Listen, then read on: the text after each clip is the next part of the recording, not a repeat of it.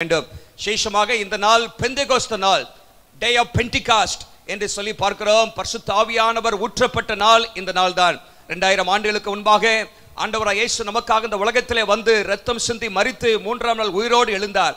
பிற்பாடு 40 நாட்கள் இந்த உலகத்திலே அவர் பலவிதமான திருஷ்டாங்கங்கள் மூலமாக தம்மை உயிரோடு இருக்கிறவராக அவர் காண்பித்தார் என்று சொல்லி பார்க்கிறோம். அவர் பரமேறி செல்லும் பொழுது சொன்னார், பரிசுத்த ஆவி உங்களிடத்தில் வரும்பொழுது நீங்கள் பலனடைந்து எனக்கு சாட்சிகளாக இருப்பீர்கள் என்று சொல்லி ஆண்டவராய் இயேசு சொன்னார். ஆகவே சீஷர்கள் 10 நாட்கள் அவர்கள் காத்திருந்தார்கள். மேலறையிலே மேல் வீட்டில் அவர்கள் காத்திருந்த பொழுது 10வது நாளிலே, அதாவது பெந்தெகோஸ்தே நாள், அந்த நாளிலே பரிசுத்த ஆவியானவர் அவர் மேலே ஊற்றப்பட்டார் என்று சொல்லி பார்க்கிறோம். அது மாத்திரமல்ல, இந்த நாள் திருச்சபை பிறந்த நாள். இன்றைக்கு தான் திருச்சபையோட பர்த்டே. ஆண்டவருடைய நாமம் மகிமைப்படுவதாக. நம்ம எல்லாருடைய பர்த்டே நாம் கொண்டாடுகிறோம். ஆனால் இன்றைக்கு திருச்சபை பிறந்த நாள், அதை நாம் கொண்டாட வேண்டும். கர்த்தருடைய நாமத்தை மகிமைப்படுத்த வேண்டும். இன்றைக்கும் கூட கர்த்தருடைய வார்த்தையை ஆண்டவராய் இயேசு சொன்ன கடைசி வார்த்தை, இந்த உலகத்தில் இயேசு இருந்த பொழுது அவர் சொன்ன கடைசி வார்த்தை தான் அப்போஸ்தலர் நடபடிகள் 1ஆம் அதிகாரம் 8ஆம் வசனம் என்று பார்க்கிறோம். இயேசு அவர் பரமேறி செல்வதற்கு முன்பாக அவர் சொல்லி போன கடைசி வார்த்தை இந்த வார்த்தை. நான் உங்களுக்காக இந்த வசனத்தை வாசிக்க விரும்புகிறேன். இதிலிருந்து இன்றைக்கு ஆண்டவருடைய வார்த்தையை நாம் தியானிக்க போகிறோம்.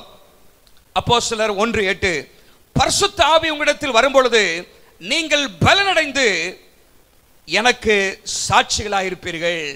When the Holy Spirit comes upon you, you shall receive power and you shall be my witnesses என்று வேதம் அங்கே சொல்கிறது. ஆண்டவராய் இயேசு கிறிஸ்து இந்த வார்த்தையை சொல்லிவிட்டு தான் அவர் பரமேறி சென்றார் என்று பார்க்கிறோம். தேவனுடைய பிள்ளைகளே, இங்கே வேதம் நமக்கு சொல்கிறது, பரிசுத்த ஆவி உங்களிடத்தில் வரும்பொழுது, when the Holy Spirit comes upon you, நீங்கள் பலனடைவீர்கள் என்று சொல்லப்பட்டிருக்கிறது. அந்த பலனடைவீர்கள் என்று சொன்னால் ஆங்கிலத்திலே பவர் என்று சொல்லப்பட்டிருக்கிறது.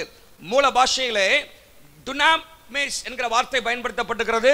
அதற்கு டைனமைட், வல்லமை என்று சொன்னால் நாம் கிரகிக்க முடியாத பெரிதான ஒரு வல்லமையை குறித்து அங்கே பேசப்படுகிறது நம்ம பார்க்கிறோம். டைனமைட் குறித்து நீங்கள் எல்லாரும் கேள்விப்பட்டிருக்கிறீர்கள். அதை கொண்டு என்னெல்லாம் செய்கிறார் என்று சொல்லி நமக்கு தெரியும். அப்படிப்பட்ட அதற்கு மேலான அந்த வல்லமை தான் பரிசுத்த ஆவியின் வல்லமை.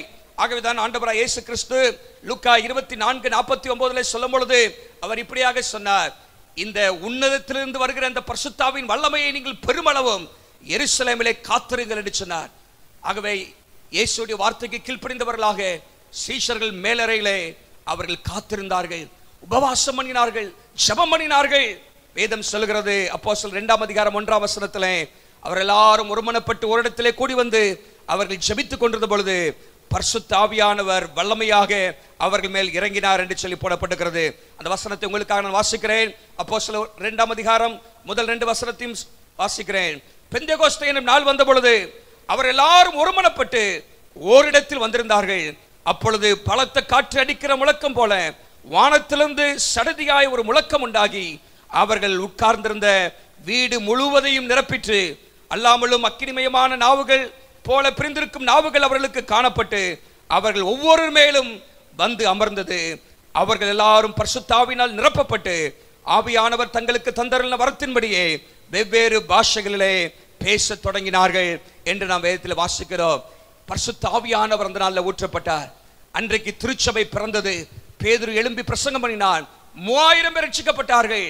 அநேகர் திருச்சபையிலே சேர்க்கப்பட்டு அவர்கள் தேவனுடைய நாமத்தை மகிமைப்படுத்தினார்கள் என்று சொல்லி பார்க்கிறோம். இந்த பரிசுத்த ஆவியானவர் சீஷர்களுக்கு மாத்திரமல்ல, அன்றைக்கு வாழ்ந்த முதல் நூற்றாண்டு கிறிஸ்தவர்களுக்கு மாத்திரமல்ல. வேதம் அங்கே சொல்கிறது, அப்போஸ்தலர் 2ஆம் அதிகாரம் 39ஆம் வசனத்தில் நீங்கள் வாசிக்கும் பொழுது, வாக்குத்தத்தமானது உங்களுக்கும் உங்கள் பிள்ளைகளுக்கும் நம்முடைய தேவனாய கர்த்தர் வரவழைக்கும் தூரத்தில் உள்ள யாவருக்கும் உண்டாயிருக்கிறது என்று சொன்னான். ஹல்லேலூயா. இந்த வாக்குத்தத்தமான பரிசுத்த ஆவியின் அபிஷேகத்தின் வல்லமை இந்த சீஷர்களுக்கு மாத்திரம் ஆண்டவர் வாக்கு பண்ணவில்லை, அவருடைய சந்ததிக்கு ஆண்டவர் வாக்கு பண்ணினார், அவருடைய பிள்ளைகளுக்கு ஆண்டவர் வாக்கு பண்ணினார், தூரத்தில் இருக்கிற யாவருக்கும் வாக்கு பண்ணினார். தேவனுடைய பிள்ளைகளே, இந்த பரிசுத்த ஆவியானவர் என்பது ஆண்டவர் நமக்கு கொடுத்த ஈவாக இருக்கிறது. இயேசு சொன்னார், யோவான் 16ஆம் அதிகாரம் 7ஆம் வசனத்தில் நீங்கள் வாசிக்கும் பொழுது, யோவான் 16ஆம் அதிகாரம் 7ஆம் வசனத்தை நீங்கள் வாசிக்கும் பொழுது அங்கே வேதத்தில் இப்படியாக வாசிக்கிறோம், நான் உங்களுக்கு உண்மையை சொல்கிறேன், நான் போகிறது உங்களுக்கு பிரயோஜனமா இருக்கும், நான் போகாதிருந்தால் தேற்றரவாளன் உங்களிடத்திலே வரார். நான் போவேனாகில் அவரை உங்களிடத்திலே அனுப்புவேன். ஹல்லேலூயா. ஆண்டவர் சொல்றார், நான் போகிறது உங்களுக்கு பிரயோஜனமா இருக்கும். நான் இருந்தால் ஒரு சில இடத்துல தான் இருக்க முடியும். எருசலேமில் இருக்கலாம், கலிலேயாவில் இருக்கலாம், இப்படி சில இடங்களில் தான் இருக்க முடியும். ஆனால் நான் பரலோகத்துக்கு செல்வேன் என்று சொன்னால் உங்களுக்கு பரிசுத்த ஆவியானவரை அனுப்புவேன். அவர் உங்களோடு கூட இருப்பார். He will be with you always. அவர் எப்பொழுதும் உங்களோடு இருப்பார் என்று ஆண்டவர் அங்கே சொல்லியிருக்கிற பார்க்கிறோம். ஆகவே நான் போகிறது உங்களுக்கு பிரயோஜனமா இருக்கும். அவர் உங்களிடத்தில் வந்து உங்களை ஆசீர்வதிப்பார், உங்களை வழிநடத்துவார் என்று சொல்லி பல காரியங்களை ஆண்டவர் இயேசு அங்கே சொல்றதை நம்ம பார்க்கிறோம். நீங்கள் அப்போஸ்தலர் 2ஆம் அதிகாரத்திலே வாசிக்கும் பொழுது அங்கே திருச்சபை பிறந்தது என்று வாசிக்கிறோம். 3000 பேர் ரட்சிக்கப்பட்டார்கள். அதை தொடர்ந்து நீங்கள் வாசிப்பீங்கன்னு சொன்னா 4ஆம் அதிகாரம் 4ஆம் வசனத்திலே திருச்சபை பெருக ஆரம்பித்தது. இந்த பரிசுத்த ஆவியானவர் ஆதி திருச்சபையோட விசுவாசிகளோடு இருந்தபடினாலே, அங்கே சீஷர்களோடு இருந்தபடினாலே அவர்கள் பிரசங்கம் பண்ண ஆரம்பித்தார்கள். இந்த 3000 5000 மாறிற்று என்று சொல்லி 4ஆம் அதிகாரம் 4ஆம் வசனத்தில் வாசிக்கிறோம். தொடர்ந்து 5ஆம் அதிகாரம் 14ஆம் வசனத்தில் நீங்க வாசிப்பீங்கன்னு சொன்னா அந்த 5000 எப்படி மாறினது? திரளான புருஷர்களும் ஸ்திரீகளும் விசுவாசம் உள்ளவர்களாகி கத்திடமாக அதிகமாக சேர்க்கப்பட்டார்கள் என்று பார்க்கிறோம். அதிகமாக இங்க எண்ணிக்கையெல்லாம் மிஞ்சிருச்சு. அவங்களால அங்கே கணக்கு போட முடியல. திரளான புருஷர்கள், மல்டிடியூட்ஸ் என்று போடப்பட்டிருக்கிறது. இன்னும் 6ஆம் அதிகாரத்துக்கு நீங்க வருவீங்கன்னு சொன்னா அங்கே போடப்பட்டிருக்கிறது முதல் வசனத்துல சீஷர்கள் பெருகின பொழுது என்று போடப்பட்டிருக்கிறது. சீஷர்களுடைய கூட்டம் பெருகிற்று. அந்த 12 பேர் அல்ல, 120 பேர் அல்ல, சீஷர்களுடைய கூட்டம் மிகவும் அதிகமாக பெருகிற்று. 7ஆம் வசனத்துல பாருங்க, அங்கே போடப்பட்டிருக்கிறது தேவ வசனம் விருத்தி அடைந்தது, சீஷருடைய தொகை எருசலேமிலே மிகவும் பெருகிற்று என்று சொல்லப்பட்டிருக்கிறது. நாளுக்கு நாள் திருச்சபை வளர்ந்து கொண்டே இருந்தது. ஆண்டவர் அநேகரை தம்முடைய ராஜ்யத்துக்குள்ளாக சேர்த்துக் கொண்டே வந்தார். ஏனென்றால் இந்த பரிசுத்தாவின் வல்லமை சீஷர்களுக்குள்ளாக இருந்தது என்று பார்க்கிறோம். நீங்கள் கொலோசியர் 1ஆம் அதிகாரம் 23ஆம் வசனத்தில் வாசிக்கும் பொழுது அங்கே சொல்லப்படுகிறது, ஒரு சில ஆண்டுகளுக்குள்ளாகவே அப்போஸ்தலனாகிய பவுல் அந்த நிருபத்தை எழுதும் பொழுது கிபி 60 போல அந்த நாட்களில் அவர் எழுதுகிறார். அப்படி என்று சொன்னால் இயேசு பரமேறி சென்று 30 ஆண்டுகளுக்குள்ளாகவே வானத்தில் கீழ் இருக்கிற சகல சிருஷ்டிக்கும் இந்த சுவிசேஷம் பிரசங்கிக்கப்பட்டதுதான். ஹல்லேலூயா. பாருங்க, வானத்தின் கீழ் இருக்கிற எல்லாருக்குமே இந்த சுவிசேஷம் பிரசங்கிக்கப்படத்தக்கதாக இந்த சுவிசேஷம் வல்லமையாக செயல்பட்டது. அநேகரை ஆண்டவர் ரட்சித்து திருச்சபைகளுக்குள்ளே கொண்டு வந்தார். பெந்தேகோஸ்தே நாளிலே பிறந்த திருச்சபை நாளுக்கு நாள் வளர்ந்து கொண்டே இருக்கிறது. ஹல்லேலூயா. இன்றைக்கு வரைக்கும் வளர்ந்து கொண்டே இருக்கிறது என்று பார்க்கிறோம். அன்றைக்கு பரிசுத்த ஆவியான வல்லமையாக ஊற்றப்பட்டார். அதுக்கு பிற்பாடு அநேக நாட்கள் 2 நாட்களாக சபை சரித்திரத்தில் வாசிக்கிறோம்.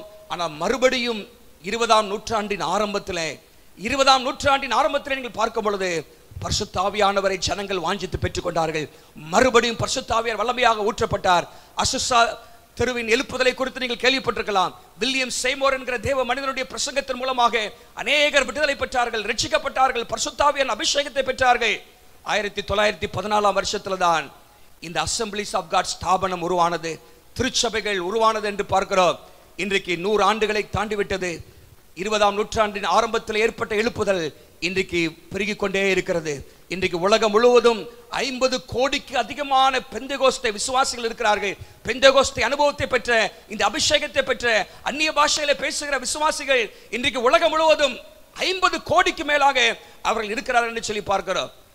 நீங்கள் நான் இருக்கிற இந்த ஸ்தாபனம் அசம்பிளிஸ் ஆஃப் காட் ஸ்தாபனம், ஆண்டவர் நம்மை ஆசீர்வதித்து வைத்திருக்கிறார். நம்முடைய ஸ்தாபனம் மிகவும் வேகமாக வளர்ந்து வருகிறது. நம்முடைய ஸ்தாபனத்தை குறித்து சில காரியங்களை சொல்கிறேன் பாருங்கள். நம்முடைய ஸ்தாபனத்தில் இன்றைக்கு உலகம் முழுவதும் 69 மில்லியன், அதாவது 6.9 கோடி பேர் இந்த ஸ்தாபனத்தில் இருக்கிறாங்க. அப்படி என்று சொன்னால் 100 பேர்ல ஒரு ஆளு அசம்பிளிஸ் ஆஃப் காட் மெம்பரா இருக்கிறார். இந்த உலகத்தின் ஜனத்தொகையில ஒவ்வொரு 1.5 நிமிஷத்துக்கு ஒருக்கா ஒரு அசம்பிளிஸ் ஆஃப் காட் ஒரு சபை ஏதோ ஒரு இடத்தில் ஆரம்பிக்கப்பட்டு வருகிறது என்று சொல்கிறார்கள். 95 மினிட்ஸ், அதாவது 1.5 நிமிடத்துக்கு ஒரு சபை, அசம்பிளிஸ் ஆஃப் காட் சபை இந்த உலகத்தில் ஏதோ ஒரு பகுதியில் ஆரம்பிக்கப்படுகிறதா. மாத்திரமல்ல, இந்த அசம்பிளிஸ் ஆஃப் காட் ஊழியங்கள் மூலமாக 37 செகண்டுக்கு ஒருவர் எங்கேயோ ரட்சிக்கப்படுகிறார். ஒரு அல்ல சொல்லுங்க பார்க்கலாம். ஹல்லேலூயா. 37 செகண்டுக்கு ஒருவர் ஏதோ ஒரு ஊழியத்தின் மூலமாக, இந்த அசம்பிளிஸ் ஆஃப் காட் மூலமாக செய்யப்படுகிற ஊழியத்தின் மூலமாக ரட்சிக்கப்படுகிறார்கள். 2 ஆண்டுகளுக்கு முன்பாக, அதாவது 2017ஆம் வருஷத்தில் எடுக்கப்பட்ட கணக்கின்படி 3,70,000 சபைகளும் வீட்டு சபைகளும் உலகமெங்கிலும் அசம்பிளிஸ் ஆஃப் காட் இருக்கிறது. அது மாத்திரமல்ல 3,92,000 ஊழியர்கள், போதகர்கள், மேய்ப்பர்கள், தீர்க்கதரிசிகள் என்று அசம்பிளிஸ் ஆஃப் காட்ல 252 தேசங்களிலே அவர்கள் ஊழியம் செய்து வருகிறார்கள். காரணம் என்ன? பரிசுத்த ஆவியானவர். ஹல்லேலூயா. அநேக ஊழியர்களை கர்த்தர் எழுப்பிக் கொண்டிருக்கிறார். 37 செகண்டுக்கு ஒரு நபர் இந்த ஊழியத்தின் மூலமாக ரட்சிக்கப்படுகிறார். இது நம்முடைய ஸ்தாபனத்தை மாத்திரம், இன்னும் வெளியே எத்தனையோ பரிசுத்தாவின் அபிஷேகத்தை பெற்ற பெந்தகோஸ்து சபைகள் இன்னும் எத்தனையோ இருக்கின்றன. அவர்கள் மூலமாக இன்றைக்கு ஆண்டவர் பெரிதான காரியங்களை செய்து வருகிறார். பெரிய அசைவை ஆண்டவர் இந்த நாட்களிலே ஆண்டவர் ஏற்படுத்தி வருகிறார் என்று சொல்லி பார்க்கிறோம். தேவனுடைய பிள்ளைகளே, இன்றைக்கும் கூட இந்த செய்தியை நான் உங்களோடு கூட பகிர்ந்து கொள்வதற்காக எடுத்துக்கொண்ட வசனம் அப்போஸ்தலர் 1:8. அங்கே வேதம் சொல்கிறது, பரிசுத்த ஆவியானவர் உங்களிடத்தில் வரும்பொழுது என்கிற வார்த்தையை நாம் பார்க்கிறோம். when the Holy Spirit comes upon you. இன்றைக்கு கிறிஸ்தவ வாழ்க்கையிலே பரிசுத்த ஆவியானவர் என்கிற தலைப்பிலே உங்களோடு கூட சில காரியங்களை இன்றைக்கு நான் பகிர்ந்து கொள்கிறேன். அநேக காரியங்களை பரிசுத்த ஆவியானவர் ஒரு கிறிஸ்தவனுடைய வாழ்க்கையிலே செய்கிறார். நாம் ரட்சிக்கப்பட்டதே பரிசுத்த ஆவியானவர் உதவியோடு தான். பரிசுத்த ஆவியானவர் தான் நமக்குள்ளாக அந்த பாவ உணர்வை ஏற்படுத்துகிறார், மனம் திரும்புதலுக்கான கிரியைகள் எல்லாம் செய்கிறார் என்று சொல்லி தீத்து 3:5 நாம் வாசிக்கிறோம். ஆகவே பரிசுத்த ஆவியானவர் நம்ம ரட்சிப்புக்குள்ளாக நடத்துகிறார். அவர் நம்ம இழுத்துக்கொள்ளாவிட்டால் பிதாவானவர் திரியேக தேவன் நம்முடைய ரட்சிப்பிலே அவர்கள் கிரியை செய்கிறார்கள் என்று சொல்லி பார்க்கிறோம். ஆனால் ரட்சிக்கப்பட்ட பிற்பாடு பரிசுத்த ஆவியானவர் நம்முடைய வாழ்க்கையில செய்கிற காரியங்கள் என்ன? அந்த வல்லமை என்று சொன்னமே, அந்த வல்லமை நம்முடைய வாழ்க்கையில எப்படிப்பட்ட காரியங்களை செய்கிறது என்பதுதான் இன்றைக்கு உங்களோடு கூட பகிர்ந்து கொள்ள விரும்புகிறேன். இந்த காரியங்களை நீங்கள் புரிந்து கொண்டால் இந்த பரிசுத்த ஆவியானவர் அதிகமாக நீங்கள் வாஞ்சிப்பீர்கள். அவரோடு நீங்கள் ஐக்கியப்பட நீங்கள் அதிகமாக விரும்புவீர்கள். அவருடைய உறவை நாடுவீர்கள். 7 காரியங்களை உங்களோடு கூட இன்றைக்கு நான் சுருக்கமாக பகிர்ந்து கொள்ள விரும்புகிறேன். பரிசுத்த ஆவியானவரும் கிறிஸ்தவனும், பரிசுத்த ஆவியானவரும் கிறிஸ்தவ வாழ்வும் என்கிற காரியத்தை இன்றைக்கு நாம் சுருக்கமாக தியானிக்க போகிறோம். முதலாவதாக வாசிக்கலாம் கலாத்தியர் 5:16. The book of Galatians chapter 5 verse number 16. வேதம் அங்கே சொல்கிறது, ஆவிக்கேற்றபடி நடந்து கொள்ளுங்கள், அப்பொழுது மாம்சத்தின் கிரியையை நிறைவேற்றாதிருப்பீர்கள். Walk in the spirit and you will not gratify the sinful nature என்று அங்கே நாம் பார்க்கிறோம். பாருங்க, இந்த இடத்துல என்ன சொல்லப்பட்டிருக்குன்னா, பரிசுத்த ஆவியானவர் நம்முடைய வாழ்க்கையில வரும் பொழுது, அவருக்குள்ளாக நாம் வாழும் பொழுது மாம்சத்தின் கிரியைகளை நாம் மேற்கொள்ள முடியும், பாவத்தை ஜெயிக்க முடியும். We can exercise victory over sin when we have the power of the Holy Spirit. இந்த பரிசுத்த ஆவியானவருடைய வல்லமை நம்முடைய வாழ்க்கையில வரும் பொழுதுதான் பாவத்தை நாம ஜெயிக்க முடியும். இன்னைக்கு உலகம் முழுவதும் பாவத்துக்குள்ளாக இருக்கிறத நம்ம பார்க்கிறோம். பிசாசுடைய ஆதிக்கத்தை நம்ம உலகம் முழுவதும் நம்ம பார்க்க முடியும். ஆகவேதான் கலாத்தியர் 5:19-21 நீங்கள் வாசிக்கும் பொழுது அங்கே பவுல் அப்போஸ்தலன் மாம்சத்தின் கிரியைகளை குறித்து சொல்கிறார். மாம்சத்தின் கிரியைகள் வெளியரங்கமாயிருக்கின்றன என்று சொல்லி 19 விதமான காரியங்களை சொல்கிறார். கோபங்கள், மூர்க்கங்கள், விபச்சாரம், வேசித்தனம், இன்னும் பலவிதமான காரியங்களை இங்கே பார்க்கிறோம். இது இன்றைக்கு உலகத்திலே எல்லா இடங்களிலும் காணப்படுகிற ஒரு காரியமாக இருக்கிறது. இந்த காரியங்கள் ஒரு மனிதனுடைய வாழ்க்கையிலே சுவாபத்திலே அவர் இருக்கிறது என்று பார்க்கிறோம். இந்த நேச்சர்லே இப்படிப்பட்ட காரியங்களை செய்வதற்கான ஏதுக்கள் நமக்குள்ளாக இருக்கிறது. ஆனால் பரிசுத்த ஆவியானவர் நமக்குள்ளாக வரும் பொழுது இந்த மாம்சத்தின் கிரியைகள் எல்லாவற்றையும் மேற்கொள்வதற்கான பலனை ஆண்டவர் நமக்கு தருகிறார். நம்முடைய சொந்த பலத்தினாலே இவைகள் நாம் மேற்கொள்ள முடியாது. இன்னைக்கு எத்தனையோ கிறிஸ்தவர்கள் என்று சொல்கிறவர்கள் இந்த காரியத்தை செய்து கொண்டிருக்கிறார்கள் பார்க்கிறோம். எத்தனையோ பேருடைய வாழ்க்கையில பாவங்கள் இருக்கிறது, பேர்தான் கிறிஸ்தவர்கள், சபைக்கு போகிறார்கள், ஆனால் இப்படிப்பட்ட காரியங்கள் அவருடைய வாழ்க்கையில காணப்படுகிறது நம்ம பார்க்கிறோம். ஆனா பரிசுத்த ஆவியானவர் நமக்குள்ளாக வரும் பொழுது இந்த பாவ காரியங்களை, பாவ கிரியைகளை ஜெயிப்பதற்கு ஆண்டவர் நமக்கு பலன் தருகிறார். வேதத்தில் வாசிக்கிறோம் சகரியா 4:6 பலத்தினாலும் அல்ல, பராக்கிரமத்தினாலும் அல்ல, தேவனுடைய ஆவியினாலே ஆகும் என்று சொல்லப்பட்டிருக்கிறது. நல்லா கவனிங்க, உங்களுடைய பலத்தினால நீங்க பாவத்தை ஜெயிக்க முடியாது. ஆண்டவருடைய பலன் உங்களுக்கு தேவை, பரிசுத்த ஆவியானவருடைய பலன் உங்களுக்கு தேவை. ஆகவேதான் வேதத்திலே ரோமர் 8:2 ஒரு வார்த்தை எங்கே சொல்லப்படுகிறது, நான் உங்களுக்காக வாசிக்க விரும்புகிறேன். கிறிஸ்து இயேசுவினாலே ஜீவனுடைய ஆவியின் பிரமாணம், ஜீவனுடைய ஆவியின் பிரமாணம் என்னை பாவம் மரணம் என்கிற பிரமாணத்திலிருந்து விடுதலையாக்கிற்றே. நல்லா கவனிங்க, இங்க 2 பிரமாணம் போட்டிருக்கு, 2 லா. ஒன்று the law of the spirit, ஆவியின் பிரமாணம் என்று சொல்லப்பட்டிருக்கிறது. இன்னொன்று பாவம் மரணம் என்கிற பிரமாணம், the law of sin and death என்று நம்ம வாசிக்கிறோம். இந்த 2 பிரமாணமும் ஒன்றுக்கொன்று போராடி கொண்டிருக்கிறது. ஆனால் இந்த பாவ மரணம் என்கிற பிரமாணத்தை இந்த ஆவியின் பிரமாணம் மேற்கொள்கிறது. இந்த பாவத்திலிருந்து ஆண்டவர் இந்த ஆவியின் பிரமாணத்தின் மூலமாக நமக்கு விடுதலையை தருகிறார் என்று சொல்லி நம்ம பார்க்கிறோம். இதுக்கு ஒரு உதாரணம் நான் அடிக்கடி சொல்லுவதுண்டு. நீங்க பாத்தீங்கன்னா ஒரு காரியத்தை நம்ம மேல தூக்கி போடுறோம், ஒரு சாவியோ ஒரு ஆப்பிளையோ மேல தூக்கி போட்டீங்கன்னா அது கீழே வருது. காரணம் என்னவென்று சொன்னால் அங்கே ஒரு விதி, ஒரு லா கிரியேட் செய்கிறது, the law of gravitation. அப்படி என்று சொன்னால் அந்த புவியீர்ப்பு சக்தி எதை நம்ம மேலே தூக்கி போட்டாலும் அது கீழே இழுத்து விடுகிறது. ஆகவே தான் அதே போலதான் இன்றைக்கு பாவம் நம்மை கீழே இழுக்க பார்க்கிறது, பாவம் நம்மை விழ செய்ய பார்க்கிறது. ஆனால் வேதம் சொல்லுகிறது ஒரு ஆவியின் பிரமாணம் இருக்கிறது. நீங்க பாருங்க, என்னதான் மேலே தூக்கி போட்டாலும் கீழே விழுது, ஆனா ஏரோப்ளேன் மாத்திரம் பறக்குது. ஏரோப்ளேன் மாத்திரம் வானத்திலே உயரத்திலே பறக்கிறது. அது என்ன புவியீர்ப்பு சக்தி இல்லையா? ஆனால் அதுக்குள்ளாக இன்னொரு விதி கிரியேட் செய்கிறது, அதான் லா ஆஃப் ஏரோடைனமிக்ஸ். இந்த புவியீர்ப்பு விதியை, புவியீர்ப்பு சக்தியை மேற்கொண்டு இந்த ஏரோடைனமிக்ஸ் என்கிற விதி கிரியேட் செய்கிறபடினாலே இந்த ஏரோப்ளேன் மேலே பறக்கிறது. தேவனுடைய பிள்ளைகளே, நீங்களும் நானும் உன்னதத்திலே பறப்பதற்காக அழைக்கப்பட்டவர்கள். பிசாசு இன்றைக்கு பாவம் செய்ய நம்ம இழுக்கிறான், பாவம் நம்ம இன்றைக்கு தம் பக்கமாக இழுத்துக் கொண்டிருக்கிறது.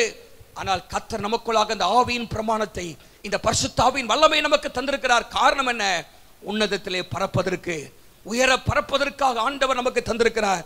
பாவத்தை ஜெயிப்பதற்காக ஆண்டவர் இந்த பரிசுத்த ஆவியின் வல்லமையை நமக்கு தந்திருக்கிறார். இந்த பரிசுத்த ஆவி நமக்குள்ளாக இருக்கும் பொழுது அவர் அவ்வப்போது நம்மை கண்டிப்பார். வேதம் சொல்லுகிறது, யோவான் 16ஆம் அதிகாரம் 8ஆம் வசனத்தில் நீங்கள் வாசிக்கும் பொழுது, பரிசுத்த ஆவியானவர் வரும் பொழுது அவர் பாவத்தை குறித்தும் நீதியை குறித்தும் நியாய தீர்ப்பை குறித்தும் அவர் கண்டித்து உணர்த்துவார். ஒரு காரியம் இருக்கிறதா, தவறு என்று சொன்னால் நமக்குள்ளா இருக்கிற பரிசுத்த ஆவியானவர் உணர்த்துவார். இதை செய்யாதே, இங்கே போகாதே என்று சொல்லி கர்த்தர் நம்மை உணர்த்துவார். அப்படி ஒரு உணர்வு உங்களுக்குள்ளா இல்லாவிட்டால் இன்றைக்கு பரிசுத்த ஆவியின் வல்லமை உங்களுக்கு தேவை, பரிசுத்த ஆவியின் நிறைவு அபிஷேகம் உங்களுக்கு தேவை. சிலர் இன்றைக்கு பாவத்தை தண்ணீரை போல பருகிக் கொண்டிருக்கிறார்கள், உணர்வே இல்லை.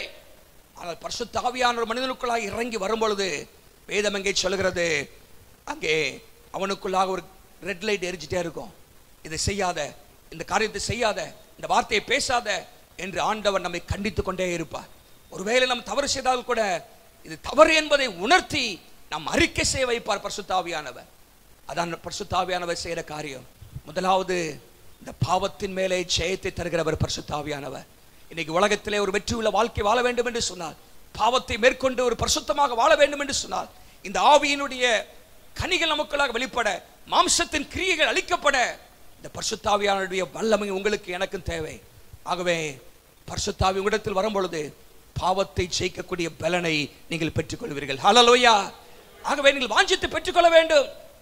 இரண்டாவதாக பரிசுத்த ஆவியானவர் வரும் பொழுது அவர் தருகிற பலன் என்ன, ஆசீர்வாதம் என்னவென்று சொன்னால், நீங்கள் பழைய ஏற்பாட்டிலும் புதிய ஏற்பாட்டிலும் வாசிக்கும் பொழுது அநேகர் மேல் தேவனுடைய ஆவியானவர் இறங்கினார். நீங்கள் யாத்ராகமத்தின் புஸ்தகம் 35ஆம் அதிகாரத்தில் 30ஆம் வசனத்தை நீங்கள் வாசித்து பார்ப்பீர்கள் சொன்னால், ஆண்டவர் மோசேக்கு ஒரு பெரிய ஒரு வேலையை கொடுக்கிறார். ஆசரிப்பு கூடாரத்தை கட்டுவதற்கான ஒரு வேலையை ஆண்டவர் தருகிறார். அந்த வேலை மிகவும் நுணுக்கமான ஒரு வேலை. திறமை இருந்தால்தான், ஞானம் இருந்தால்தான் அந்த காரியத்தை செய்ய முடியும். ஆண்டவர் இந்த அளவில் இருக்க வேண்டும், இந்த உயரத்தில் இருக்க வேண்டும், இந்த பொருள்னாலே செய்யப்பட வேண்டும் என்று பல காரியத்தை ஆண்டவர் அங்கே செய்கிறார். ஆகவே அதற்கு விசேஷித்த கிருபை தேவை. வேதம் அங்கே சொல்கிறது, ஒரு மனிதனை ஆண்டவர் நிரப்பினார் தம்முடைய வல்லமையினால் என்று சொல்லப்படுகிறது. 30ஆம் வசனத்தில் பாருங்க, கர்த்தர் யூதாவின் கோத்திரத்தில் ஊரின் மகனான ஊரியின் குமாரன் பெசலெயேலை பெயர் சொல்லி அழைத்து 33ஆம் வசனம், அவனுக்கு ஞானத்தையும் புத்தியையும் அறிவையும் அருளி சகலவித வேலைகளையும் செய்யும்படி தேவ ஆவியினாலே அவனை நிரப்பினார். ஹல்லேலூயா. நுணுக்கமான வேலைகளை செய்யும்படி ஞானத்தையும் புத்தியும் அறிவையும் அருளி அவன் எல்லாவற்றையும் செய்து முடிக்கத்தக்கதாக தேவ ஆவியினால் நிரப்பினார். என்ன 35ஆம் வசனத்தை நீங்கள் வாசிப்பீங்கன்னு சொன்னா, அங்க போடப்பட்டிருக்கிறது, சித்திர வேலையையும் சிற்ப வேலை இளநீல நூலாலும் தாம்பர நூலாலும் சிவப்பு நூலாலும் மெல்லிய பஞ்சு நூலாலும் செய்யப்படும் விசித்திர தையல் வேலையையும் சகல விசித்திர நெசவு வேலையையும் வினோதமான வேலைகளையும் யூகிக்கிறவர்களும் செய்கிறவர்களும் நிறைவேற்றும் சகலவித வேலைகளையும் செய்யும்படிக்கு அவருடைய இருதயத்தை ஞானத்தினால் நிரப்பினார். ஹல்லேலூயா. பாருங்க, இந்த பரிசுத்த ஆவியானவர் நமக்குள்ளாக வரும் பொழுது நம்முடைய வேலையை நாம் சிறப்பாக செய்யக்கூடிய ஞானத்தை நமக்கு தருகிறார். அந்த பலனை ஆண்டவர் தருகிறார். ஞானம், the spirit of God gives us power to excel in our work. இந்த வேலைகளை செய்வதற்கு, ஒருவேளை அன்றைக்கு பெசலேலுக்கு கொடுக்கப்பட்ட வேலை ஆசரிப்பு கூடாரத்தை கட்டுவது. ஆனால் உங்களுக்கும் எனக்கும் இன்றைக்கு அநேக வேலைகளை ஆண்டவர் தந்திருக்கிறார். சில மருத்துவராக இருக்கிறீங்க, டாக்டராக இருக்கிறீங்க, என்ஜினியராக இருக்கிறீங்க, டீச்சராக இருக்கிறீங்க, இன்னும் பலவிதமான வேலைகளை செய்து கொண்டிருக்கிறீர்கள். நீங்கள் செய்கிற வேலையை சிறப்பாக செய்வதற்கு, நீங்க இருக்கிற அந்த வேலையிலே நீங்க எக்ஸல் பண்ணுவதற்கு, சிறந்தவர்களாக காணப்படுவதற்கு இந்த பரிசுத்த ஆவியான வல்லமை உங்களுக்கு தேவை. பரிசுத்த ஆவியான வல்லமை உங்களுக்குள்ளாக வரும் பொழுது நீங்க எல்லாவற்றையும் நேர்த்தியா செய்வீங்க. அதான் ஒருத்தர் இப்படியாக சொல்றாரு, the spirit-filled doctor will treat better, a spirit-filled engineer will build the building better. ஒரு ஆவியில் நிறைந்த ஒரு என்ஜினியர் இருப்பார்னா அவர் நல்ல வீடு கட்டுவார், அவருடைய வேலையை நல்லா செய்வார். ஆவியில் நிறைந்த ஒரு டாக்டர் அவர் நல்ல சிறப்பாக ட்ரீட் பண்ணுவார், தேவையில்லாத ஊசியை கொண்டு போட்ட மாட்டார். ஆனால் அவருக்குள்ளாக ஆவியானவர் ஆண்டவர் இருக்கிறார். பாருங்க, அந்த ஞானத்தை தருகிறார். இன்னைக்கு கிறிஸ்தவ வட்டாரத்தை நீங்கள் பார்க்கும் பொழுது சிறப்பாக செய்யக்கூடிய மக்கள் இல்லை, ஏனோ தானோ என்று சொல்லி இரண்டாம் தரமாக தான் இன்னைக்கு அநேகர் செய்கிறார்கள்.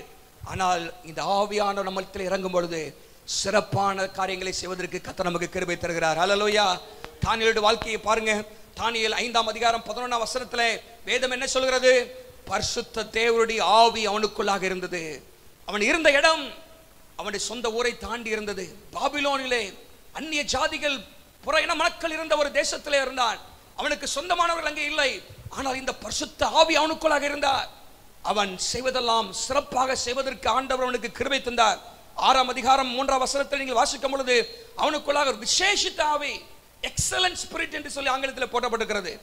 பாருங்க, அவனுக்குள்ளாக இருந்தபடினாலே அவன் அந்த சொந்த ஊருக்கு, அவனுக்கு பாபிலோன் கிடையாது, ஆனாலும் வேற தேசத்திலிருந்து வந்தாலும் கூட அந்த தேசத்திலே ராஜ்யம் முழுமைக்கும் அதிகாரியாக்க அந்த ராஜா நினைத்தான் என்று சொல்லப்பட்டிருக்கிறது. அங்கே 120 பேரை தேசாதிபதிகளாக ராஜா நியமித்தான். அந்த தேசாதிபதிகளுக்கு மேலாக 3 பேரை அந்த ராஜா நியமிக்கிறதை பார்க்கிறோம். அந்த 3 பேரில் ஒருத்தனாக தானியேல் இருக்கிறதை பார்க்கிறோம். பாருங்க, பரிசுத்த ஆவி அவனுக்குள்ளாக இருந்தபடினாலே கர்த்தர் அவனை படிப்படியாக உயர்த்தி வந்தார். அவனுக்குள்ளாக அந்த அபிஷேகம் இருந்தது என்று நம்ம பார்க்கிறோம். ஆதியாகமத்தின் புஸ்தகம் 41ஆம் அதிகாரத்திலே 38ஆம் வசனத்திலே யோசேப்பை குறித்து நாம் வாசிக்கிறோம். யோசேப்புக்குள்ளாக தேவ ஆவியானவர் இருந்தார் என்று சொல்லப்பட்டிருக்கிறது. அவனும் அவனுடைய சொந்த ஊர்ல இல்ல, எகிப்தில் இருக்கிறான். அவனுடைய சுற்றிலும் அநேக எதிரிகள், பகைஞர்கள் தான் இருந்தார்கள். ஆனால் கர்த்தர் அவனுக்கு விசேஷத்த ஞானத்தை கொடுத்தார். அந்த ஞானத்தின் மூலமாக எகிப்து தேசம் முழுமைக்குமே அவன் அதிகாரியாக மாறினான் என்று வேதத்திலே வாசிக்கிறோம். ஹல்லேலூயா. பாருங்க, அநேகர் அவனிடத்தில் ஆலோசனை கேட்க வந்தார்கள். ராஜா வந்து ஆலோசனை கேட்கிறார். இப்படி பஞ்சம் வரப்போகிறது, நம்ம என்ன செய்ய வேண்டும் என்கிற ஆலோசனையை அங்கே யோசேப்பிடத்தில் வந்து கேட்டார்கள். யோசேப்புக்கு அப்பொழுது 30 வயது தான். அந்த நேரத்திலும் கூட அவனிடத்தில் அநேகர் வந்து ஆலோசனை கேட்டார்கள். அவன் சொன்னான், இப்படி செய்யுங்கள், அப்படி செய்யுங்கள் என்று சொல்லி அவன் சொல்லி அந்த தேசத்தை பஞ்சத்திலிருந்து காப்பாற்றினான். தேவனுடைய பிள்ளைகளே, உங்களுக்குள்ளாக அந்த பரிசுத்த ஆவியானவர் இருப்பார் என்று சொன்னார், நமக்குள்ளாக அந்த பரிசுத்த ஆவியானவர் இருப்பார் என்று சொன்னார். தேசத்துக்கு ஆலோசனை சொல்லக்கூடிய, நம்மை காட்டிலும் முதியவர்களுக்கு ஆலோசனை சொல்லக்கூடிய அந்த விசேஷ கிருபைகளின் ஞானத்தையும் ஆண்டவர் நமக்கு தருகிறார். புதிய ஏற்பாட்டில் நீங்கள் பார்க்கும் பொழுது ஸ்தேவானை குறித்து வாசிக்கிறோம். ஸ்தேவானை கர்த்தர் பரிசுத்த ஆவியால் நிரப்பினார், ஞானத்தினால் நிரப்பினார். பரிசுத்த ஆவியானவர் அபிஷேகம் ஒரு மனிதனுக்குள்ளாக வரும் பொழுது அவனுக்குள்ளாக விசேஷத்த ஞானமும் கூட வருகிறது. நீங்கள் அப்போஸ்தலர் 6:3 வாசிக்கிறோம், அவன் பரிசுத்த ஆவியால் நிரப்பப்பட்டிருந்தான்னு சொல்லி. நீங்கள் 10ஆம் வசனத்தில் வாசிப்பீங்கன்னா, அவன் ஞானத்தை ஒருவனாலும் எதிர்த்து நிற்க முடியவில்லை என்று சொல்லி. பாருங்க, ஒரு சாதாரண மனிதன், அவன் அப்போஸ்தலன் அல்ல, அவன் பந்தி விசாரிக்கிறவன் தான்.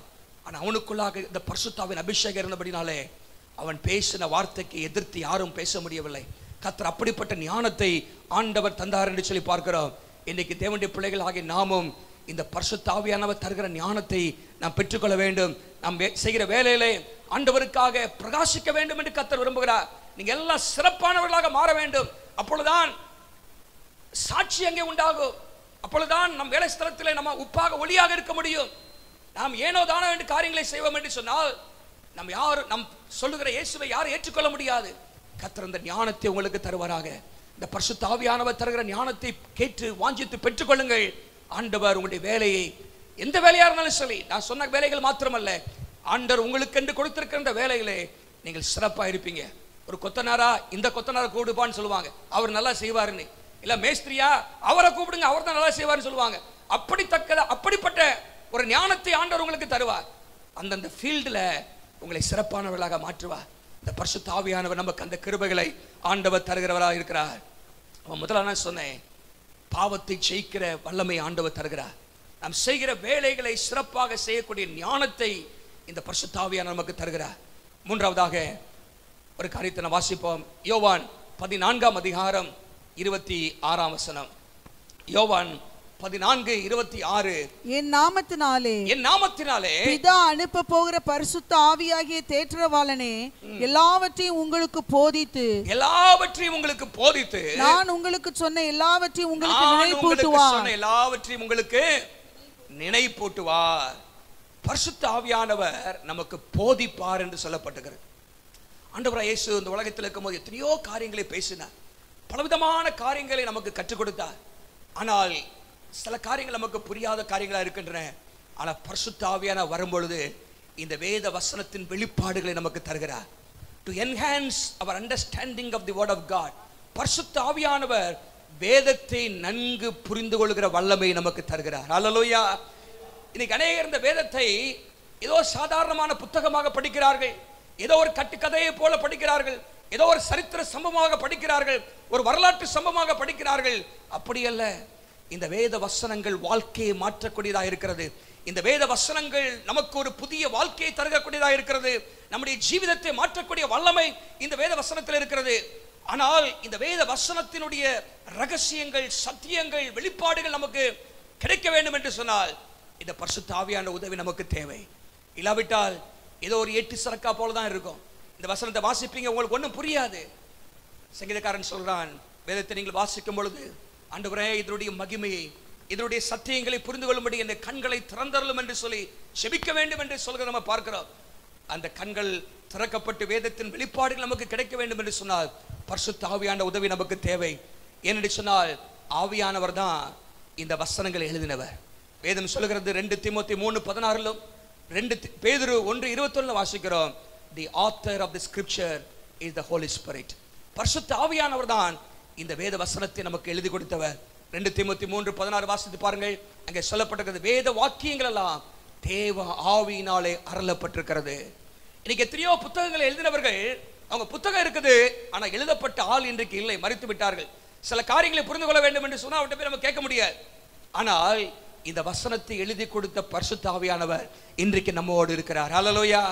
அவரிடத்தில் ஆவியானவரே இதனுடைய காரியங்கள் என்ன என்று சொல்லும் பொழுது, கேட்கும் பொழுது ஆண்டவர் நமக்கு வெளிப்படுத்தி காண்பிக்கிறார்.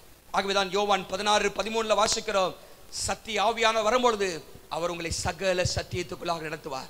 The spirit of truth will lead you into all the truth என்று சொல்லப்பட்டிருக்கிறது. அவர் உங்களை சகல சத்தியத்துக்குள்ளாக நடத்துவார். தேவனுடைய பிள்ளைகளே, நீங்க பரிசுத்த ஆவியான உதவியோடு வேதத்தை வாசிக்க வேண்டும். வேதத்தை தியானிக்கும் பொழுது ஆண்டவர் வசனத்தின் வெளிப்பாடுகளை, வசனத்தின் ஆழங்களை, வசனத்திலே புதைந்திருக்கிற பொக்கிஷங்களை நீங்கள் புரிந்து கொள்வதற்கு ஆண்டவர் உங்களுக்கு கிருபை தருவார். The Holy Spirit of God will give you enlightenment upon the word of God. நான்காவதாக யோவான் 14ஆம் அதிகாரம் 16ஆம் வசனத்தை நீங்க வாசிப்பீங்கன்னா ஆண்டவராகிய இயேசு அங்கே ஒரு காரியத்தை சொன்னார். வாசிப்போம். நான் பிதாவை வேண்டிக் கொள்ளுவேன், அப்பொழுது என்றென்றைக்கும் உடனே கூட இருக்கும்படி சத்திய ஆவியாகிய வேறொரு தேற்றவாளரை அவர் உங்களுக்கு தந்தருளுவார். பாருங்க, தேற்றவாளன் அப்படின்னு போட்டிருக்கு, கம்ஃபர்டர். ஆனால் சரியான விதத்தில் புரிந்து கொள்ள வேண்டும் என்று சொன்னால் ஹெல்பர். பரிசுத்த ஆவியானவர் யாருன்னு சொன்னா நமக்கு உதவி செய்கிறவர். எல்லா விதங்களிலும் கர்த்தர் நமக்கு உதவி செய்கிறார். பாவத்தை ஜெயிக்க உதவி செய்கிறார், வேலையை சிறப்பாக செய்ய உதவி செய்கிறார், வேதத்தை புரிந்து கொள்ள உதவி செய்கிறார். ஆனால் அவருடைய உதவி முக்கியமான ஒரு காரியத்தில் இருக்கிறது. என்னவென்று சொன்னால் ஜெப வாழ்க்கையில் இருக்கிறது. ஜெப வாழ்க்கையிலே அவர் அதிகமாக நமக்கு உதவி செய்கிறார். அவர் மன்றாட்டின் ஆவியானவர், நமக்காக மன்றாடுகிறார். நம்ம எல்லாருக்கும் தெரிந்த வசனம் தான். நீங்க வாசிங்க, ரோமர் 8ஆம் அதிகாரம் 26-27 வசனத்திலே அங்கே சொல்லப்பட்டிருக்கிறது, ஆவியானவரும் நமது பலவீனங்களில் நமக்கு உதவி செய்கிறார். The Spirit of God helps us in our weaknesses. பாருங்க, பரிசுத்த ஆவியானவர் நமக்கு உதவி செய்கிறார். பலவீனமானவர்கள் ஜெபிக்க முடியல, அநேக நேரத்தில் எதற்காக ஜெபிக்கணும், எப்படி ஜெபிக்கணும் நமக்கு தெரியல, சோர்ந்து போய் விடுகிறோம்.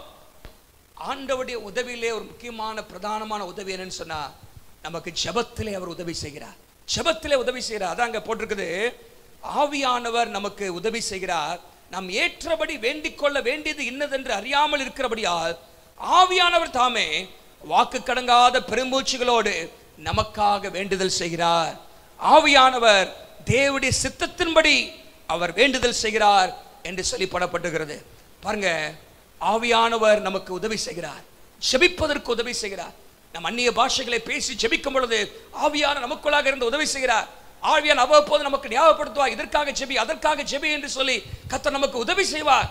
அநேக நேரத்தில் ஜெபத்திலே சோர்ந்து போகிறோம். இன்னைக்கு பிசாசு நம்முடைய ஆவிக்குரிய ஜீவியத்தை முறியடிக்க வேண்டும் என்று சொன்னால் அவன் கை வைக்கிற முதல் பகுதி நம்முடைய ஜெப வாழ்க்கை. ஜெபத்திலே நம்ம கை வைத்துட்டா அப்படியே சோர்ந்து போய் விடுகிறோம். இன்னைக்கு ஒரு சிங்கமோ ஒரு காட்டு மிருகமோ ஒரு மனிதனை தாக்க வேண்டாம், முதலடியாக தொண்டையை தான் பிடிக்குமா. அதே போல இன்னைக்கு பிசாசு நம்முடைய ஜெப வாழ்க்கையை கை வைத்து நம்மை சோர்ந்து போக பண்ணி விடுகிறான். ஆனால் இந்த ஜெபத்திலே உதவி செய்வதற்கு பரிசுத்த ஆவியானவர் நமக்கு உதவி செய்கிறார். அல்லேலூயா. ஜெபத்திலே ஒரு தாகத்தை ஆண்டவர் தரார். பாருங்க, இந்த பேதுருடைய வாழ்க்கையை கொஞ்சம் பாருங்க. பேதுருடைய வாழ்க்கையை நம்ம ரெண்டா பிரிக்க முடியும். ஒன்று சுவிசேஷங்களில் பேதுரு, அப்போஸ்தலர் நடவடிக்கைகளில் பேதுரு என்று பிரிக்க முடியும். அது ஒரு தனி செய்தி. ஆனால் இந்த ஜெப வாழ்க்கையை மாத்திரம் நீங்க பாருங்க. பேதுரு இயேசு எங்கெல்லாம் ஜெபிக்கிறார் அங்கெல்லாம் பேதுரு தூங்கிட்டு இருக்கிறான். மறுரூப மலையில மத்திய 17ஆம் அதிகாரத்தில் இயேசு அங்கே மறுரூபமாய் இருக்கிறார். பிதாவோடு அவர் நெருங்கிய உறவில் இருக்கிறார். அங்கே பேதுரு, யாக்கோபு, யோவானை ஆண்டவர் அங்கே கூட்டி சென்றிருக்கிறார். அவங்க எல்லாம் தூங்கிட்டு இருக்கிறாங்க என்று சொல்லி போடப்பட்டிருக்கிறது. அதே சமயத்தில் கெஸ்தமனை தோட்டத்தில் இயேசு சொன்னாரு, என்னோடு கூட 1 மணி நேரம் நீங்க ஜெபிப்பீங்களான்னு கேட்டார். என்னோடு விழித்திருங்கள் என்று சொன்னார். ஆனால் நீங்கள் வாசிக்கும் பொழுது மார்க் 16:37 வாசித்தீங்கன்னா இயேசு அங்கே வந்து சொல்றார், சீமோனே ஏன் நித்திரை பண்ணுகிறாய்? 1 மணி நேரம் உன்னால ஜெபிக்க முடியா? 1 மணி நேரம் உன்னால ஜெபிக்க முடியாதா அப்படின்னு சொல்லி ஆண்டவர் அங்கே பேதுருவை பார்த்து கேட்கிறார், பேதுருவே, என்னுடைய ஜெப வாழ்க்கையை நீ பார்த்திருக்கிறாய், எவ்வளவாக நான் பிதாவோடு நெருங்கியவராய் இருக்கிறேன் பார்த்திருக்கிறாய், ஆனால் உன்னால ஜெபிக்க முடியவில்லை. பாருங்க, பேதுருடைய வாழ்க்கை ஒரு தோல்வி உள்ள வாழ்க்கையா இருக்கிறது. இயேசுவை மறுதலிக்கிறான், அவனால ஜெபிக்க முடியவில்லை. தன்னுடைய எஜமான் இயேசு ஜெபிக்கிறார், ஆனால் அவரோடு கூட சேர்ந்து ஜெபிக்க முடியாத ஒரு அனுபவமாக அவனுடைய வாழ்க்கை இருக்கிறது நம்ம பார்க்கிறோம். ஆனால் நடந்தது என்ன? அப்போஸ்தலர் நடவடிக்கை நீங்க வருவீங்கன்னு சொன்னா அந்த வாழ்க்கை அப்படியே தலைகீழாக மாறுகிறது. அப்போஸ்தலர் 2:1 பரிசுத்த ஆவியானவர் சீஷர்கள் மத்தியிலே ஊற்றப்படும் பொழுது இந்த பேதுரும் கர்த்தருடைய வல்லமையை, அந்த அபிஷேகத்தை பெற்றுக்கொள்கிறார். அவனுக்குள்ளாக ஏற்பட்ட முதலாவது தாகம் என்னவென்று சொன்னால் இந்த ஜெப தாகம். வேதம் சொல்கிறது, அப்போஸ்தலர் 2:42 சீஷர்கள் எல்லாரும் ஜெபத்திலே உறுதியாய் தரித்திருந்தார்கள். பரிசுத்த ஆவியானவர் நமக்குள்ளாக வரும் பொழுது இந்த ஜெபத்தை குறித்ததான ஒரு வாஞ்சியை கர்த்தர் நமக்கு தருகிறார். இன்னுமாக நீங்கள் 3ஆம் அதிகாரம் 1ஆம் வசனத்தில் வாசிக்கும் பொழுது ஜெப வேலையாகி 9ஆம் மணி நேரத்தில் என்று சொல்லப்பட்டிருக்கிறது. பாருங்க, ஜெப வேலை, டைம் ஆஃப் பிரேயர். 9ஆம் வேலை என்று சொல்லும்போது மத்தியானம் 3 மணி. இன்னைக்கு நீங்கள் நானும் சாப்பிட்டு தூங்குற நேரம். அந்த நாட்களிலே அப்போஸ்தலர்கள் அந்த நேரத்தை ஜெபத்திற்காக ஒதுக்கி வைத்திருந்தார்கள். ஜெப நேரம், they had a time of prayer. சுவிசேஷங்களில் அவனால ஜெபிக்க முடியவில்லை. இயேசு எங்கெல்லாம் ஜெபிக்கிறாரோ பேதுரு தூங்கி கொண்டிருக்கிறான். ஆனால் அபிஷேகத்தை பெற்ற பேதுரு, அவனுக்கு ஜெப வேலை இருந்தது, ஜெபத்திலே தாகமுள்ளவனாக இருந்தான். ஜெப வேலை என்று சொல்லி பார்க்கிறோம். நீங்கள் 10ஆம் அதிகாரத்துக்கு வரும்பொழுது அங்கே நீங்கள் வாசிக்கும் பொழுது அவன் ஜெபித்துக் கொண்டிருக்கும் பொழுது ஞான திருஷ்டி அடைந்தான் என்று பார்க்கிறோம். இன்னுமாக 10ஆம் அதிகாரத்துக்கு நீங்கள் வரும்பொழுது, மன்னிக்கும் 9ஆம் அதிகாரத்தில் நீங்கள் பார்க்கும் பொழுது அவன் ஜெபிக்கும் பொழுது அங்கே மரித்த ஒரு பெண் உயிரோடு எழுப்பப்படுகிறத பார்க்கிறோம். ஜெபம் அவனுடைய வாழ்க்கையில முக்கியமான பங்காக மாறுகிறது. இன்னைக்கு பரிசுத்த ஆவியானவர் வரும்பொழுது உங்களையும் என்னையும் ஒரு ஜெப வீரராக கர்த்தர் மாற்றுவார். அல்லேலூயா. பரிசுத்த ஆவியின் உதவி இல்லாதபடிக்கு நீங்களும் நானும் ஜெபிக்கிறவர்களாக மாற முடியாது. ஆனால் பரிசுத்த ஆவியானவர் நமக்குள்ளாக வரும்பொழுது நம்மை அவர் ஜெப வீரர்களாக ஆண்டவர் நம்மை மாற்றுகிறார். தேவனுடைய பிள்ளைகளே, நீங்கள் ஜெப வீரர்களாக மாற வேண்டுமா? இந்த பரிசுத்த ஆவியின் வல்லமையை பெற்றுக்கொள்ளுங்கள். அவரோடு நெருங்கிய உறவு கொள்ளுங்கள். அந்நிய பாஷையில பேசி ஜெபியுங்கள். ஏற்கனவே அபிஷேகத்தை பெற்றவர்கள் அதிகமாக அந்நிய பாஷைகளை பேசுங்கள். நீங்கள் ஜெபத்திலே சிறந்தவர்களாக மாற முடியும், ஜெப வீரர்களாக மாற முடியும். தேவன் உங்களுக்குள்ளாக அந்த ஜெப பாரத்தை வைப்பார். ஆத்துமாக்களை குறித்ததான பாரத்தை ஆண்டவர் தருவார். ஜெபிக்கிறவர்களாக கர்த்தர் உங்களை மாற்றுவார்.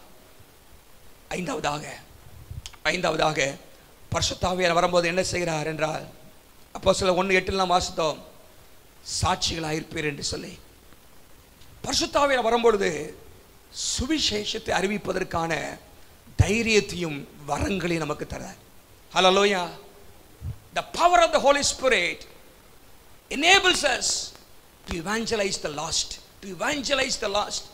சுவிசேஷம் அறிவிப்பதற்கு நீங்க அநேக கிறிஸ்தவர்கள் சுவிசேஷம் அறிவிப்பதற்கு காரணம் இந்த பரிசுத்த ஆவியானவருடைய நிறைவு இல்லை. இது அந்நிய பாஷைகளை பேசுறாங்க. அந்நிய பாஷையை பேசுறதுனால பரிசுத்த ஆவியால் நிரப்பப்படுறது இல்ல. ஆவியானவருக்கு நம்ம விட்டு கொடுக்க வேண்டும். ஆவியானவர் நம்முடைய வாழ்க்கையை ஆளுகை செய்வதற்கு நம்ம விட்டு கொடுக்க வேண்டும் என்று கர்த்தர் விரும்புகிறார். வேதம் சொல்கிறது, அப்போஸ்தலர் 4:31 வாசிங்க. அப்போஸ்தலர் 4:31. அவர்கள் ஜெபம் பண்ணின போது அவர்கள் கூடியிருந்த இடம் அசைந்தது. அவர்கள் எல்லாரும் தேவ ஆவியினால் நிரப்பப்பட்டு தேவ வசனத்தை தைரியமாய் சொன்னார்கள். ஹல்லேலூயா. They declared the word of God, preached the word of God boldly. அவர்கள் தைரியமாக பிரசங்கம் பண்ணினார்கள். அந்த தைரியம் இன்னைக்கு அநேக கிறிஸ்தவர்களுக்குள்ளாக தைரியம் இல்லை. காரணம் அந்த அபிஷேகத்தின் வல்லமை நமக்குள்ளாக இல்லை. பேதுரு பாருங்க, அவர் கோழையாக இருக்கிறார். இயேசுவோடு கூட இருந்தவர் தானே என்று கேட்ட பொழுது இல்லவே இல்லை, எனக்கு தெரியாது என்று சொல்லி அவன் சத்தியம் பண்ணானா, மறுதலிச்சிட்டானா. இயேசு எனக்கு தெரியவே தெரியாதுங்கிறான். ஆனால் இந்த பரிசுத்த ஆவியின் அபிஷேகத்தை பெற்ற பேதுரு, வேதம் அங்கே சொல்கிறது, அப்போஸ்தலர் 2ஆம் அதிகாரத்திலே 14ஆம் வசனத்திலே வாசிக்கும் பொழுது, அப்பொழுது பேதுரு 12 கூட எழுந்து நின்று உரத்த சத்தமாய், யூதர்களே, எருசலேமில் வாசம் பண்ணுகிற ஜனங்களே, நீங்கள் எல்லாரும் அறிந்து கொள்வீர்களாக, என் வார்த்தைகளுக்கு செவி கொடுங்கள் என்று சொல்கிறார். நீங்கள் சிலுவையில் அறைந்த இயேசு என்று அவன் தைரியமாக பேசுகிறார். அவருடைய பேசின வார்த்தைகள் அநேகருடைய உள்ளத்தை உடைத்தது. அவர்கள் எல்லாரும் குத்தப்பட்டவர்களாக நாங்கள் ரட்சிக்கப்படுவதற்கு என்ன செய்ய வேண்டும் என்று வந்தார்கள். காரணம் அவனுக்குள்ளாக இருந்த அபிஷேகம், அவனுக்குள்ளாக இருந்த தேவ ஆவியின் வல்லமை என்று நம்ம பார்க்கிறோம். தேவனுடைய பிள்ளைகளை அந்த தைரியத்தை தருகிற ஒரு பரிசுத்த ஆவியானவர். பக்கத்தில் வீட்டில் உள்ளவங்களுக்குள்ளே சொல்ல உங்களுக்கு தைரியம் இல்லையா? கூட இருக்கிறவங்களுக்கு, கூட வேலை பார்க்கிறவங்களுக்கு சொல்வதற்கு உங்களுக்கு தைரியம் இல்லையா? இந்த பரிசுத்த ஆவியின் அபிஷேகம் உங்களுக்குள்ளாக வரும்பொழுது அந்த தைரியத்தை ஆண்டவர் தருகிறார். தைரியத்தை ஆண்டவர் தருகிறார். நீங்க பாருங்க, அப்போஸ்தலர் 4:13 நீங்க வாசிக்கும் பொழுது, பேதுரும் யோவானும் பேசுகிற தைரியத்தை அவர்கள் கண்டு, அவர்கள் படிப்பறியா இல்லாதவர்கள் தான், பேதமை உள்ளவர்கள் தான், ஆனாலும் அவர்களுக்குள்ள ஒரு தைரியம், they had the boldness. காரணம் அவர்களுக்குள்ளாக பரிசுத்த ஆவியின் அபிஷேகம் இருந்தது. இந்த நீங்க படிப்பறிவு இல்லாமல் இருக்கலாம், உங்களுக்கு பலவிதமான காரியங்கள் தெரியாம இருக்கலாம், ஆனா இயேசுவை குறித்து பேசுவதற்கான தைரியத்தை பரிசுத்த ஆவியானவர் தருகிறார். பரிசுத்த ஆவியானவர் நமக்குள்ளாக இருந்து இயேசுவை குறித்து அவர் சாட்சி கொடுக்கிறார். He bears witness for Jesus. நல்ல கவனிங்க. அது மாத்திரம் இல்ல, சுவிசேஷத்தை அறிவிப்பதற்கு ஆண்ட வரங்களை நமக்கு தருகிறார். வரங்கள் 1 கொரிந்தியர் 12ஆம் அதிகாரம் 8 முதல் 10 வசனங்களை நீங்கள் வாசித்து பாருங்க, குறிச்சிட்டு. அங்கே சொல்லப்பட்டிருக்கிறது பலவிதமான வரங்கள், 9 விதமான வரங்களை குறித்து சொல்லப்படுகிறது. எதற்காக? நீங்கள் நானும் இயேசுவை பெற்று மற்றவர்களுக்கு அறிவிப்பதற்காக, இயேசுவை நிரூபிப்பதற்காக, இயேசுவுடைய வல்லமை உலகத்திற்கு காண்பிப்பதற்காக ஆண்டவர் வரங்களை கர்த்தர் நமக்கு தந்திருக்கிறார். இந்த வரங்கள் உங்கள் மூலமாக செயல்படும். நீங்கள் யார் மேலே கைகளை வைக்கிறீர்களோ அவர்கள் சுகமடைவார்கள். நவமான பாஷைகளை பேசுவீர்கள், வியாதியஸ்தர் மேலே கைகளை வைப்பீர்கள், அப்பொழுது அவர்கள் சுஸ்தமடைவார்கள். ஆண்டவர் அப்படிப்பட்ட காரியங்களை எங்கே சொல்லி வைத்திருக்கிறார். மார்க்கு 16ஆம் அதிகாரம் 16-17 வசனங்களிலே விசுவாசிகளால் நடக்கும் அடையாளங்கள் என்று சொல்லப்பட்டிருக்கிறது. நீங்களும் நானும் விசுவாசிக்கும் பொழுது பரிசுத்த ஆவியானவர் நமக்குள்ளாக வரங்களை கிரியை செய்ய வைக்கிறார். ஹல்லேலூயா. அப்போஸ்தலர் 10:38 நான் உங்களுக்காக வாசிக்கிறேன். இயேசுவுடைய ஊழியத்திலே குறித்த ஒரு காரியம், ஒரு முக்கியமான வசனம் அங்கே இப்படியாக சொல்லப்படுகிறது. நசரனாகிய இயேசுவை தேவன் பரிசுத்த ஆவியினாலும் வல்லமையினாலும் அபிஷேகம் பண்ணினார். தேவன் அவரோடு கூட இருந்தபடினாலே அவர் நன்மை செய்கிறவராகவும் பிசாசின் வல்லமையில் அகப்பட்ட யாவரையும் குணமாக்குகிறவராகவும் சுற்றித் திரிந்தார். ஹல்லேலூயா. நசரனாகிய இயேசுவை பரிசுத்த ஆவியினாலும் வல்லமையினாலும் தேவன் அபிஷேகம் பண்ணினார். அந்த வல்லமையும் அபிஷேகத்தை கர்த்தர் உங்களுக்கு தருவார். நீங்கள் வாஞ்சித்தால் பெற்றுக்கொள்ள முடியும். உங்களுக்குள்ளாக இருக்கிற அந்த பரிசுத்த ஆவியானவருக்கு இடம் கொடுங்கள். அவர் உங்கள் மூலமாக கிரியை செய்வார். பிசாசின் வல்லமையில் அகப்பட்ட யாவரையும் விடுதலையாக்கக்கூடிய வல்லமை உங்களுக்கு ஆண்டவர் தருவார். வியாதியஸ்தர்களை சுகமடைக்கத்தக்க வல்லமையை கர்த்தர் உங்களுக்கு தருவார். அதற்காக தான் பரிசுத்த ஆவியானவர். அவருடைய வல்லமை குறைந்து போகவில்லை. நீங்கள் அவருக்கு விட்டுக் கொடுக்கும் பொழுது உங்களை ஒரு வல்லமையான பாத்திரமாக கர்த்தர் உங்களை மாற்றுவார். சுவிசேஷம் அறிவிப்பீர்கள், அநேகர் ரட்சிக்கப்படுவார்கள். அநேக திருச்சபைகளுக்காக வருவதற்கு கர்த்தர் உங்களை பயன்படுத்துவார்.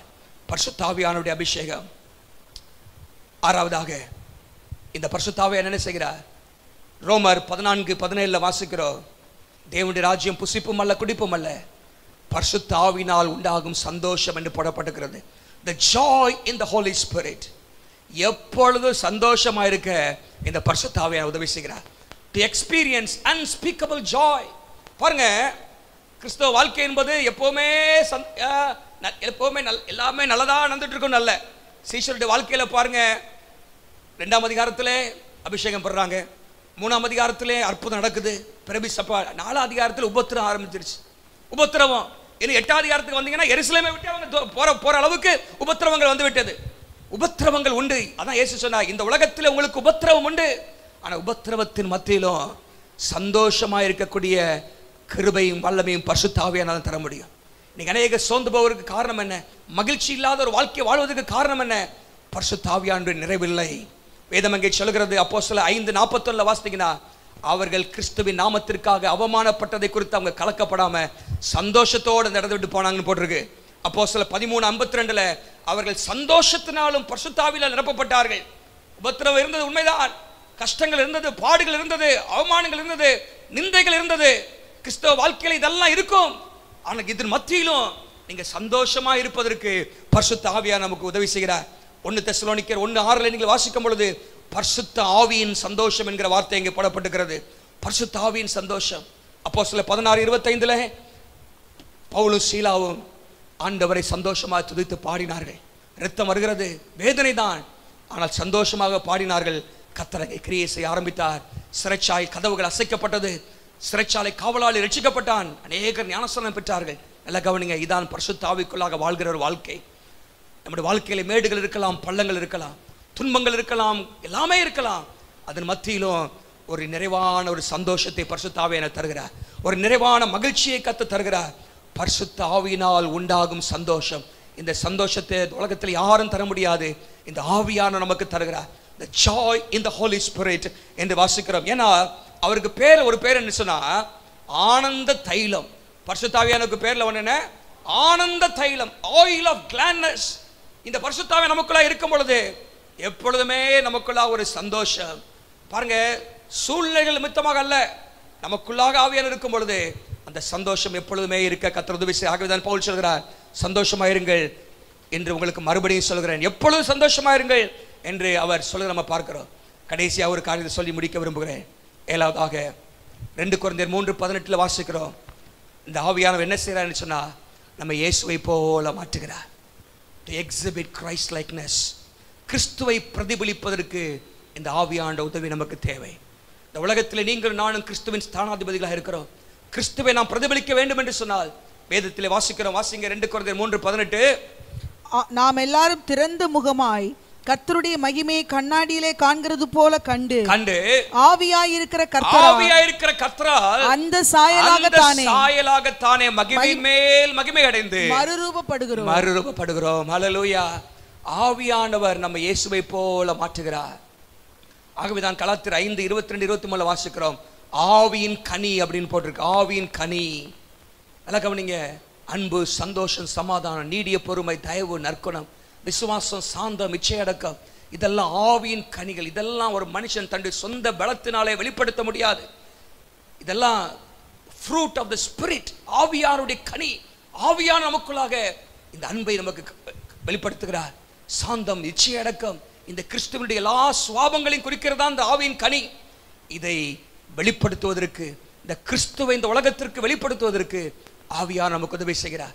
பரிசுத்த ஆவியான உதவி இல்லாம நீங்க இயேசுவை இந்த உலகத்துக்கு வெளிப்படுத்த முடியாது. உங்களுக்குள்ளாக ஒரு அமைதி இருக்காது, உங்களுக்குள்ளாக ஒரு இச்சை அடக்கம் இருக்காது, சாந்தம் இருக்காது, நீடிய பொறுமை இருக்காது. ஆனால் ஆவியான வரும்பொழுது அத்தனை குணங்களை உங்களுக்குள்ளாக உருவாக்கி இந்த உலகத்திற்கு கிறிஸ்துவை நீங்கள் வெளிப்படுத்துவதற்கு ஆண்டவர் உதவி செய்கிறார். ஆகவேதான் ஸ்தேவானுடைய வாழ்க்கையை நீங்க பார்க்கும் பொழுது அவன் ஆவியால் நிரப்பப்பட்டபடினாலே உபத்திரம் வந்துச்சு, பிரச்சனை வந்துச்சு, பொய் குற்றச்சாட்டுகள்லாம் சொன்னாங்க. ஆனால் 6ஆம் அதிகாரம் அப்போஸ்தலர் 6:15 வேதம் சொல்கிறது, அவனுடைய முகம் தேவ தூதனுடைய முகம் போல இருந்தது. ஹல்லேலூயா. அவனுடைய முகம் தேவ தூதனுடைய முகம் போல இருந்தது. காரணம், அவனுக்குள்ளாக ஆவியானவர் இருந்தார். ஹல்லேலூயா. இயேசுவை பிரதிபலிப்பதற்கு ஆவியானவர் அவசியம் என்று நம்ம பார்க்கிறோம். இந்த ஆவியானுடைய அபிஷேகத்தை நீங்கள் பெற்றுக்கொள்ள வேண்டும். இந்த வல்லமையை நீங்கள் பெற்றுக்கொள்ள வேண்டும். ஆண்டவர் இது எல்லாருக்கும் வாக்குப்படுகிறார். அது சீஷர்களுக்கு மாத்திரமல்ல, ஏதோ ஒரு சில போதர்களுக்காக மாத்திரமல்ல. அங்கே வேதத்தில் நான் வாசித்தோம், அப்போஸ்தலர் 2:39 வாசித்தோமே, இது எல்லாருக்கும் ஆண்டவர் வாக்கு பண்ண ஒரு வாக்குத்தத்தம். மாம்சமான யாவர் மேலே ஆவியை ஊற்றுவேன் என்று ஆண்டவர் சொல்லியிருக்கிறார். I will pour out my spirit upon all the flesh. எல்லார் மேலும் ஆவியை ஊற்றுவேன் என்று சொல்லியிருக்கிறார். நீங்கள் சிறியவர்களாக இருக்கலாம், பெரியவர்களாக இருக்கலாம், வாலிபர்களாக இருக்கலாம், வயது வித்தியாசம் இல்லாதபடிக்கு, மொழி வித்தியாசம் இல்லாதபடிக்கு ஆவியானவர் எல்லாரையும் நிரப்பக்கூடிய வல்லவர். He does not discriminate. ஆண்டவர் பட்சபாதம் உள்ளவர் அல்ல. He is not a respecter of person. ஆண்டவர் பட்சபாதம் உள்ளவர் அல்ல. ஆண்டவர் எல்லாருக்கும் அந்த ஆவியின் அபிஷேகத்தை ஆண்டவர் தருகிறார். நீங்கள் செய்வது என்ன? ஒரு 3 காரியத்தை சொல்லி முடிக்கிறேன். இந்த ஆவியானவர் எனக்கு தேவை என்கிற உணர்வு உங்களுக்கு வேண்டும். You must acknowledge your need for the Holy Spirit. இந்த ஆவியானவர் இத்தனை காரியத்தை எனக்குள்ளாக செய்கிற இந்த ஆவியானவர் எனக்கு வேண்டும் அப்படிங்கிற உணர்வு உங்களுக்கு முதலாவது வேண்டும். இரண்டாவதாக ஒரு தாகம் வேண்டும். வேதம் சொல்கிறது யோவான் 7:37 தாகமாக இருக்கிறவர்களே நீங்கள் வந்து பானம் பண்ண, ஒருவன் தாகமாக இருந்தால் என்னிடத்தில் வந்து பானம் பண்ண கடவன் என்று ஆண்டவர் சொல்லியிருக்கிறார். ஆகவே நீங்கள் தாகமாக இருந்தால் இந்த ஆவியான எனக்கு வேணும், அவருடைய நிறைவு எனக்கு வேண்டும், அவருடைய வல்லமை எனக்கு வேண்டும், அவருடைய அபிஷேகம் எனக்கு வேண்டும், இயேசுவுக்குள்ளாக இருந்த அதே அபிஷேகம் எனக்கும் தேவை என்கிற அந்த தாகம் உங்களுக்குள்ளாக இருக்கும் என்று சொன்னால் கர்த்தர் உங்களை நிரப்ப வல்லமையுள்ள தேவனாக இருக்கிறார். லூக்கா 11:13 வாசிக்கிறோம், பொல்லாதவர்களாக நீங்கள் உங்கள் பிள்ளைகளுக்கு நல்ல ஈவுகளை கொடுக்க அறிந்திருக்கும் பொழுது பரமபிதாவானவர் தம்மிடத்தில் வேண்டிக் கொள்வதற்கு பரிசுத்தாவியை கொடுப்பது அதிக நிச்சயம் அல்லவா? பரிசுத்தாவியை கேளுங்க. ஆண்டவரே இந்த ஆவியின் அபிஷேகத்தை எனக்கு தாரும் என்று கேளுங்க. ஆண்டவர் உங்களை நிரப்புவார். 7 காரியம் சொன்னேன் பாருங்க. உங்க வாழ்க்கை இன்றைக்கு ஒரு வறண்டு போன வாழ்க்கையை போல இருக்கலாம். ஆகவேதான் ஏசாயா 32:15 வேதம் சொல்கிறது, உன்னதத்திலிருந்து நம்ம ஆவி ஊற்றப்படும் மட்டும் அப்படியே இருக்கும். வனாந்திரம் போல நம்ம வாழ்க்கையில் இருக்கலாம், செழிப்பற்ற வாழ்க்கை போல இருக்கலாம், எங்க பார்த்தாலும் அசதிகள் சோர்வு போல இருக்கலாம். ஆனால் இந்த உன்னதத்திலிருந்து ஆவி ஊற்றப்படும் பொழுது வனாந்திரம் செழிப்பான வயல்வெளியாகும். ஹல்லேலூயா. உடைய வாழ்க்கையை ஆண்டவர் செழிப்பான வயல்வெளியாக மாற்றுவார். உடைய வாழ்க்கை ஒரு வனாந்திரம் போல இன்றைக்கு இருக்கிறதா? வனாந்திரத்தை தண்ணீர் தடாகமாக மாற்றுகிறவர் பரிசுத்த ஆவியானவர். இந்த ஆவியான உங்களுடைய வாழ்க்கையிலே அற்புத கிரியைகளை ஆண்டவர் செய்வார். பாவத்தை ஜெயிக்க ஆண்டவர் உங்களுக்கு உதவி செய்வார். வேதத்தை புரிந்து கொள்ள கர்த்தர் உதவி செய்வார். ஞானம் உள்ளவர்களாய் கர்த்தர் உங்களை மாற்றுவார். ஜெப வீரர்களாய் கர்த்தர் உங்களை மாற்றுவார். உங்கள் மூலமாக அற்புத அடையாளங்கள் நிகழ்த்துவார். அநேகருக்கு சுவிசேஷத்தை பிரசங்கிக்க உங்களுக்கு ஒரு உன்னதத்தின் தைரியத்தை ஆண்டவர் உங்களுக்கு தருவார். மாத்திரமல்ல, இயேசுவை போல நீங்கள் மாறுவதற்கு அவர் உங்களுக்கு உதவி செய்வார்.